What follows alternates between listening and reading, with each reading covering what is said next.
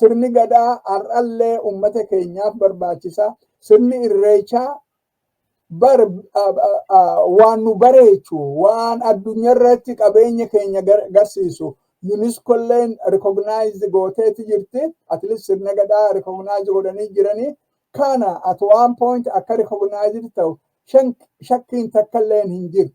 Maaliif aadaa bal'oo bakka namni miliyoonni 8, 7, even 10 wal gahee odoo waa takka hin tahin nagayaan waaqa galateeffatee dhiifama waliin je'ee araara waliin je'ee wal haammatee wajji gammadee addaan deemu maali kanaan wanni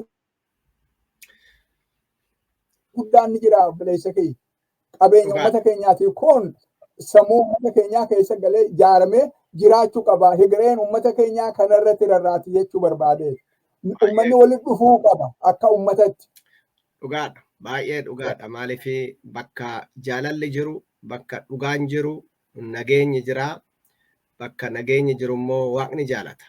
Iddoon kuni iddoo yoo danda'ame alagaanuu Oromoo irraa baratu malee Oromoon irraa doorsisanii sodaachisanii maqaa amantiitiin fakkeessanii irraa hambisanii miti.